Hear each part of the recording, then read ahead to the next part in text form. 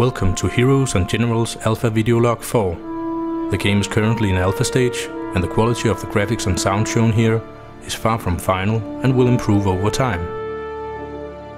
In this video, we'll show you some of the latest features and assets available in the latest alpha build, which you'll have access to if you've acquired an alpha key. I'll start by presenting one of the new maps. The factory map represents one of the factories on the campaign map. The factories produce tank, airplane or infantry resources to the faction who owns them. The factory map has two access points, one through the heavily guarded main entrance and one at the rear by the railroad tracks. We've also tried to make the inside gameplay more intense compared to some of the larger and more open outdoor maps. All vehicles are currently going through a massive makeover, with new textures and better shaders. We've also added a couple of new vehicles. The US M4A3 EC8 German tank, the German Sonderkraftfahrzeug 250,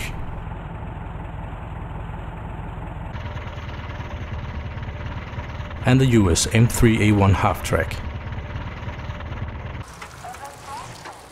Both sides can now also use bicycles as a light disposable vehicle.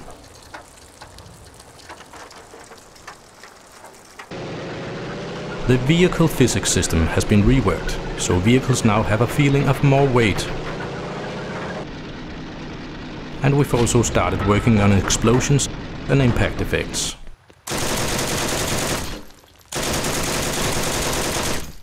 Weapon animations and poses have also gone through quite an overhaul, and all weapons now have new poses and reload animations.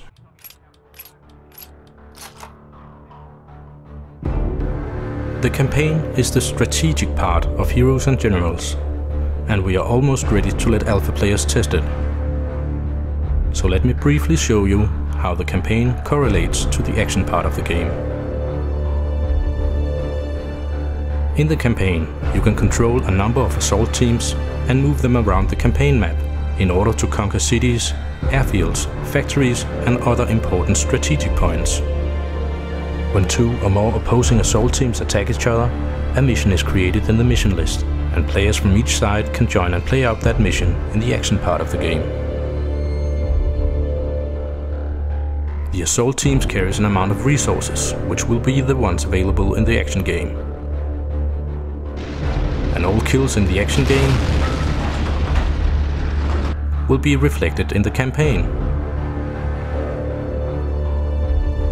Finally, you can also add reinforcements to an ongoing battle,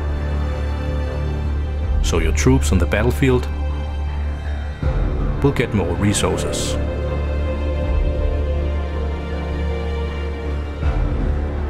I'll finish off by showing some of the new characters we've put into the latest build.